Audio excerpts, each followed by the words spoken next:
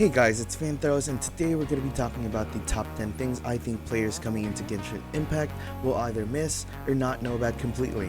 This is all my opinion and comments on a lot of the questions and posts I've seen on Reddit, Facebook, and even my own streams over at Facebook and Twitch.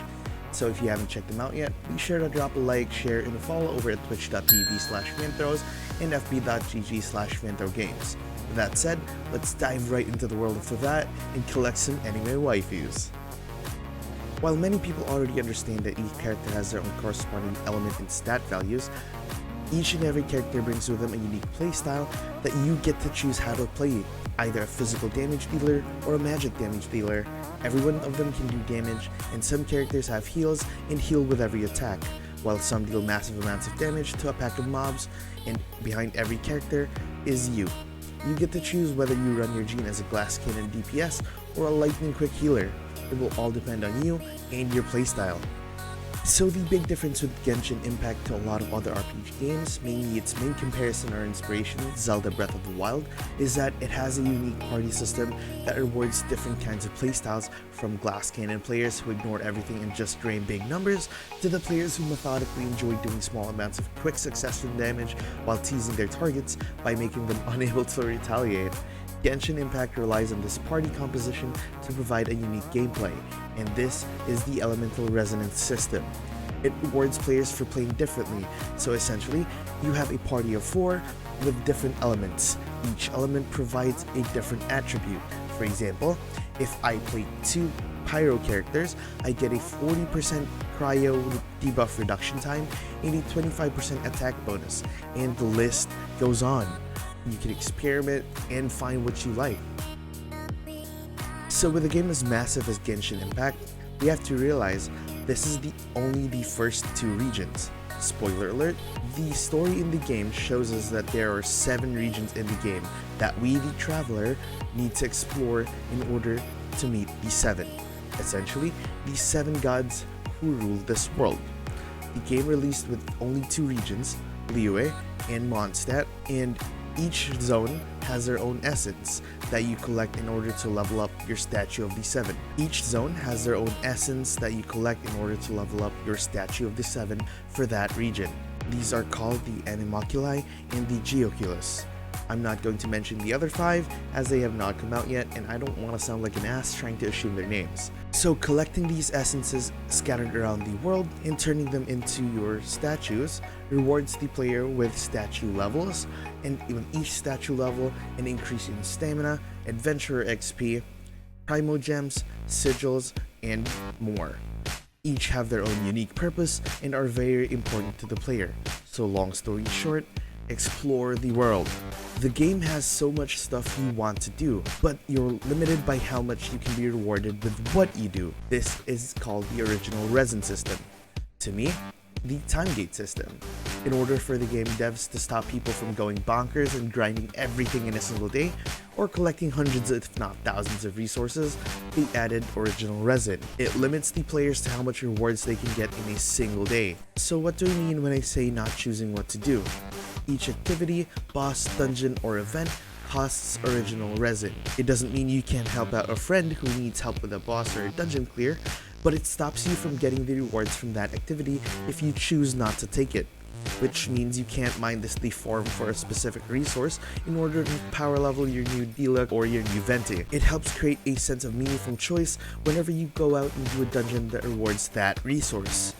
Is it worth my original resin? Of course, you can pay to get more out of your day by refreshing your daily original resin, but it doesn't change the fact that the system is a time gate, and a very good one at that. So I've seen this time and time again where people don't overstock their food supply and in the middle of a boss fight run out of food and die because they don't have a natural healer or just simply wasn't in their A game for that time. Remember, if you're playing by yourself, you can pause the game. Simply hitting B to open up your inventory pauses the game for you in single player mode and lets you eat food, restore health, refresh buffs, even revive your fallen party members. So stock up on your food and ingredients. So what do I mean by upgrading in order? In a game like Genshin Impact, a lot of people think you need to have your party at the same level at the same time. No. Genshin Impact revolves highly around the elemental resonance system, so even if you have 2 level 1 pyro characters in your party, you will still get the 25% attack increase from the elemental resonance of that pair. So what should you be upgrading first?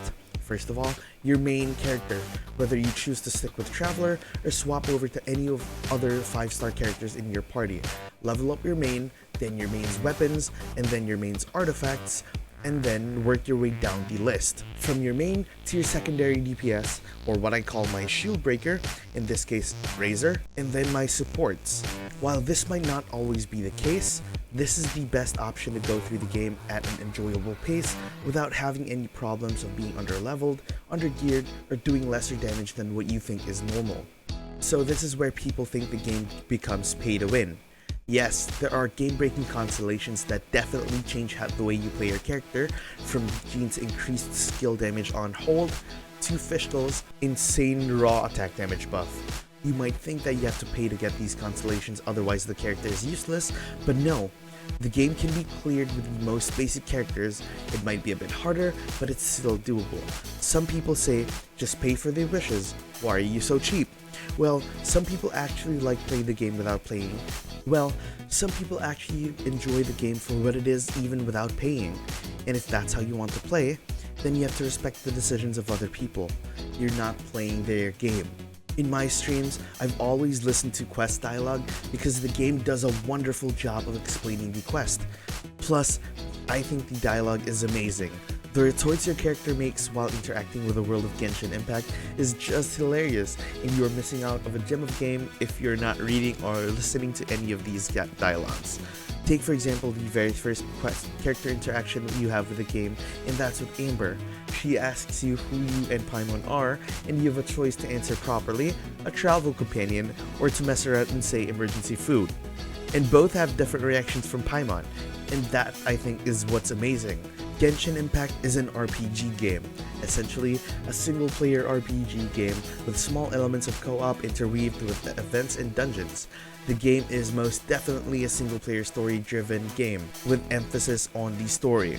The game has no trading system, is limited to 4 players at a time, and the only thing other players can do in your world as of the moment is run around, kill monsters, and loot resources such as ores and plants. That is not what an MMORPG is. By definition, an MMORPG means a massive multiplayer online role-playing game. 4 is not massive, it is multiplayer, it is online, but you are not role-playing by any means at all. The last observation I've had with a lot of posts would be this.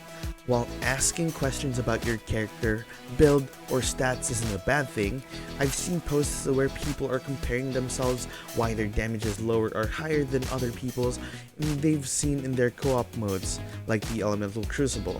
Remember, you're playing a single-player RPG.